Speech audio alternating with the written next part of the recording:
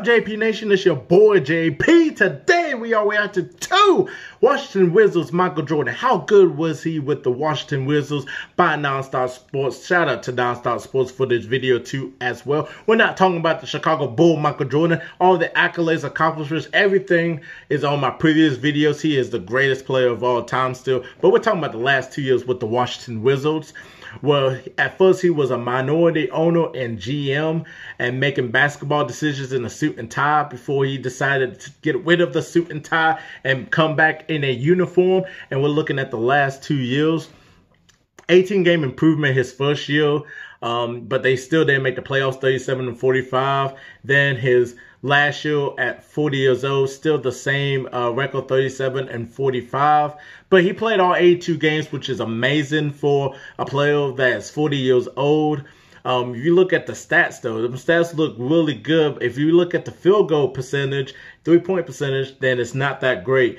But, you know, he definitely scored over 40 points a game at age 40 and averaged over 20 points a game per game, which is unbelievable for Jordan, you know. And he'll have games where he scored less than 10 points a game and all that, but he was the oldest player able to do that, you know. So that's just, he was just a bad man, you know.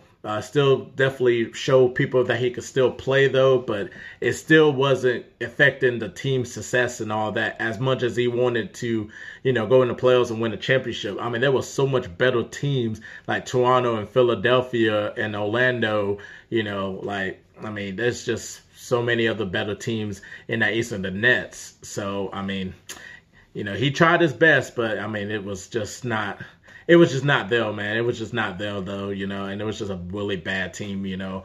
You can just name all the players and all that, like Leighton, Tyrone Lue, Kwame Brown, Jerry Stackhouse, just to name a few and all that. But before we get into this video, make sure you subscribe down below to It's Just JP for more basketball content. Let me know what you want me to react to next, and also check out our previous videos, Steph Curry, Kobe Bryant, Kevin Durant, LeBron James, just to name a few on my videos. Click the notification bell, you will know when my next upload is. Without further ado, let's present Michael Jordan, Washington Wizards.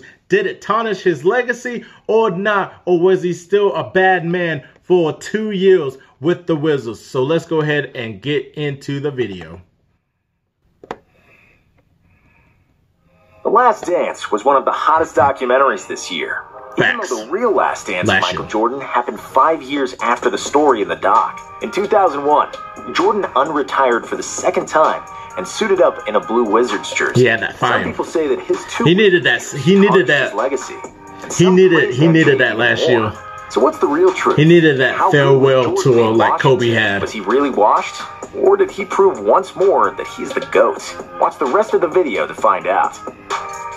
Shout out to Nonstop Sports, though. Definitely check out their channel. After The Last Dance. In 1998, MJ and Phil Jackson went to the karaoke bar, and Jordan chose The Careless Whisper by George Michael and sang, "I'm never gonna dance again, the way I danced with you," looking gently in Phil's direction. Jordan indeed said that he wouldn't be playing unless it's for Phil Jackson. Facts. Since the Bulls GM Jerry Krause didn't want to re-sign Phil, and Scottie Pippen wanted to get his first massive paycheck, the Bulls fell. They went for Tim Floyd. He fulfilled his promise and retired for the second time. God. And then in January of 2000, Michael came back to the NBA, but he didn't wear a jersey. Instead, he slipped into a suit and tie as a minority owner and president of basketball operations for the Washington Wizards. The team was bad and finished that year with a 29-53 record. So bad. And they got even worse next year with 10 wins less. Oof. But there was hope on the horizon. They got the #1 pick. MJ had the chance to get a blue-chip prospect, and he famously opted for Kwame Brown. He had a lot of potential, #1 high school Kwame player Brown. in the country. Jordan saw something in Kwame, and he believed he is the cornerstone that will immediately turn the Wizards into a winning ball club. Also, he knew a guy pretty good at basketball, a guy who was on the floor with the team at every practice, and who was itching to make another comeback. It's an itch that still needs to be scratched. He needed that farewell. He didn't get that itch. He didn't get that farewell. That I love. It's not about the money. Indeed, it wasn't about the money. Jordan, the GM, gave Jordan the player the smallest salary on the Wizards. and MJ gave all of it to the victims of the 9/11 terrorist attack. It really was just about the game. That was awesome for Jordan to do that. Because of that competitive fire that never ceased to burn, and that voice in the head who kept telling him he was making money everywhere else, young guy who took over the league from him. How good were the Wizards? The Wizards had a young Richard Hamilton, who was in his 3rd year, and who was turning to be one of the most promising shooting guards in the league. Yes. And that was about it when it comes to quality players with potential. The rest were either older veterans on their way out, or young role players. Of course, there was also Kwame Brown, who, by the time the season started, was already crushed by Jordan, who insulted him at any chance he got. Jordan never changed his ways, and just like he trash-talked all of his opponents, teammates, and Jerry Krause, he was maybe even worse to Kwame. The 19-year-old kid couldn't take it, and he played with zero confidence and was basically unusable on the court. Nobody on the team averaged more than 10 points that year, other than Rip Hamilton and Jordan. Now you're making YouTube videos. 19 games the year prior, plus Jordan and Kwame. MJ thought it would be enough to be competitive, but he overstated his team and himself. Yep. Return of the Mac. Before the season, Jordan was working tirelessly to get himself in shape.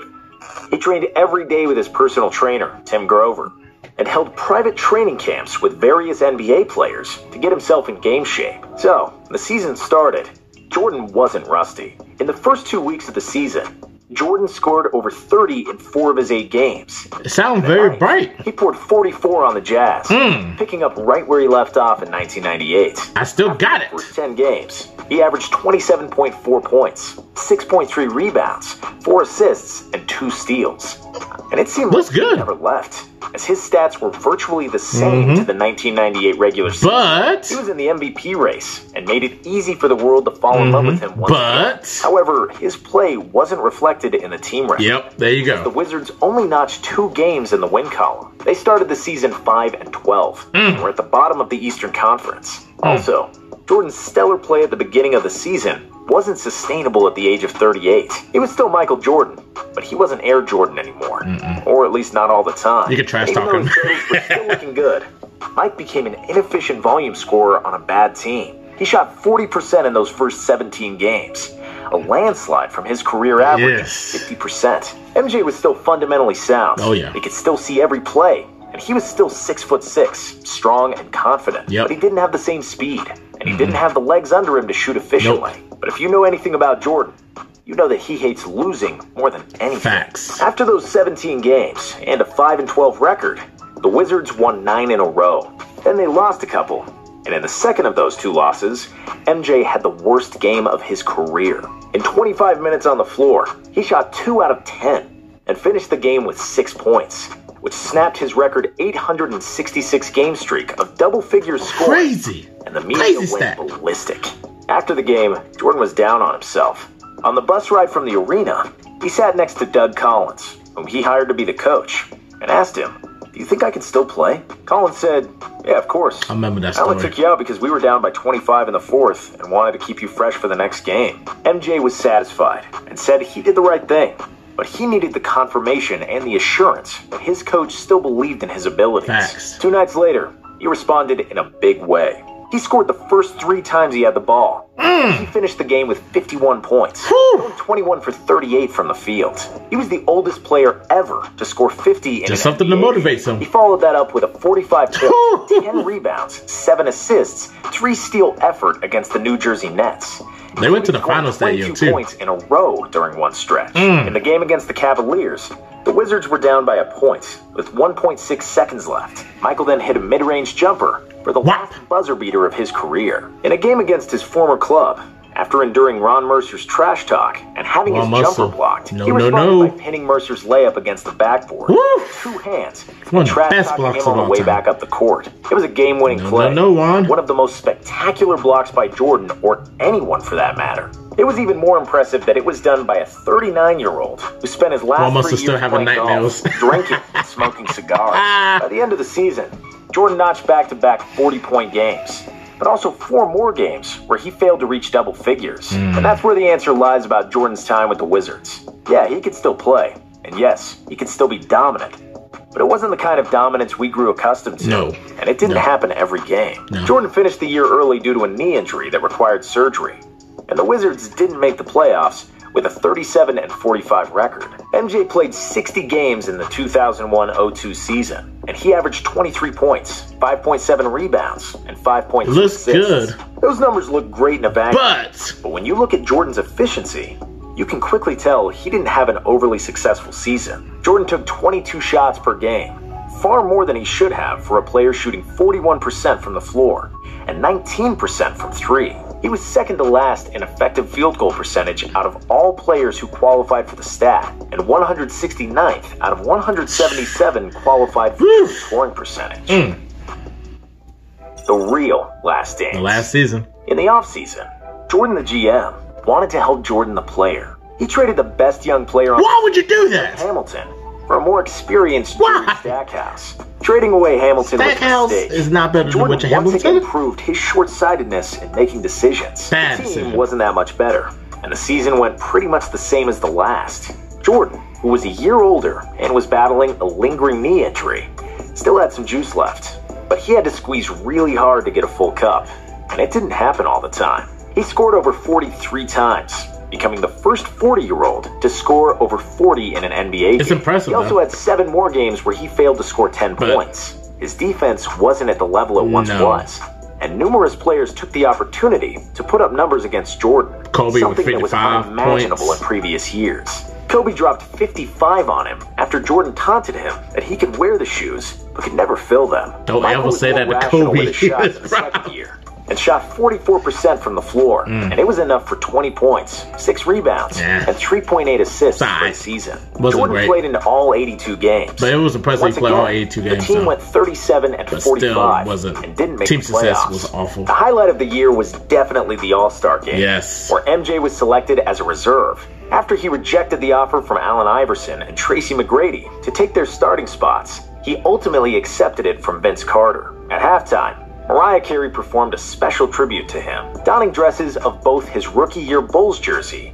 and his final year Wizards jersey, as his career highlights played on giant screens behind her. It was a proper send-off, worthy of a star that was Michael Jordan. In the game itself, MJ didn't shoot it particularly well, but he did score 20 points, and most importantly, hit a tough fall-away jumper over Sean Marion to give the East the lead with less than 5 seconds to play. It appeared to be a game winner, but the West scored again and prevailed in overtime. Still, Jordan proved that he still belongs with the best players in the world, at least for one game, even though it was clear he wasn't the best anymore. A mediocre dessert to a great meal. If you want a recap of Jordan's time with the Wizards, you'll get different answers, depending on who you ask. Jerry Stackhouse said that he wished he had never played in Washington, because everything was still going through Michael Jordan, even though it was obvious he wasn't the same player anymore. Kwame Brown was miserable during Jordan's years there, and his career would have certainly been better if he didn't play with MJ as a 19-year-old. The Wizards owner Abe Pollin wasn't thrilled with Jordan either, and he relieved him of his GM duties shortly after the last season of Jordan as a player. If we compare Jordan's last years to some of the other NBA greats, we'll see some similarities. The greatest players who ever did it, if they took care of their bodies, were still extremely effective at an advanced age. Tim Duncan was named to the All-NBA and All-Defensive team in 2015 at the age of 39. Kareem was the first-team All-NBA in '86, also age 39. And he averaged 26 points in the playoffs that year. Karl Malone averaged 28 and 5 at the age of 39. So it's not unusual that Jordan was still able to play. But maybe the best quote about Jordan's Wizards years came from his agent, David Falk. I just don't think it was a good dessert to a great meal. In the words of De La Soul, Mike was certified hot, and then he dropped to lukewarm. However, that last 2 years didn't affect his legacy. And the unathletic Jordan, who had to pump fake 3 times to get a separation for a shot, was soon forgotten. People like to remember the good things, and the lasting image of Jordan will always be that shot over Russell and celebrating his 6th title with a cigar in his mouth. So, man, great video by Nonstop Sports with the breakdown of Michael Jordan's last 2 years. Like I said, you know, he could still play and was able to still be dominant though, but you heard, like, the team success wasn't there. He wasn't the same Jordan, like the high flyer and everything. Like, the defense kind of increased. He had a You know, his field goal percentage went down, though. The stats look pretty good, but if you look at the field goal percentage, it wasn't that great. They were trying to run plays through Jordan, even though he was the oldest player. It's like unthinkable. Like 39-40-year-old Michael Jordan taking the Wizards to the finals. It just didn't happen. Not a great team that they had around. I don't know why they gave away Richard Hamilton. He was a really good piece for the Wizards, and then you got him to the Detroit Pistons, and he won the championship and being like one of the key players for that team. Oh my goodness gracious, though, you know. But I mean, you know, like I said, you know, it just tells of Jordan's bad decision making, you know, and you seen it with the Hornets, you know, and all the decisions. But he probably did turn the corner with LaMelo Ball in that team this year. They're looking pretty good so far. So Jordan he got some upside right there in his owner duties right there. So, but he's still a bad owner at the end of the day, because if you look at the records, you could just tell from yourself though. But yeah, he wasn't, like I said, he wasn't the same player. He was still a good player, but like, everybody wants to remember the Michael Jordan, you know. They don't want to remember, oh, just Michael Jordan. No, they want to remember Michael Jordan from the Bulls. They want to remember the Byron Russell play. Like, they want to remember that, you know. So, tell me your thoughts down below on Michael Jordan's Washington Wizards career. You think it tarnished his legacy? Do you think it was a good decision for him to come back? Was it good or bad for him, you know, the past, them 2 years with the Wizards? Just comment down below. And then also comment down below and tell me what you want to react to next. Subscribe to It's Just JP for more basketball content. And also click the notification bell. You will know when my next upload is. If you haven't checked out my Jordan Chicago Bulls video, definitely check it out. Got a couple of them, so definitely check it out. And like I said, comment down below. Tell me what you want to react to and everything. And follow me on all my social media platforms. I'm greatly appreciative of all of you. And y'all have a wonderful day. And I'll see y'all in the next video. Peace.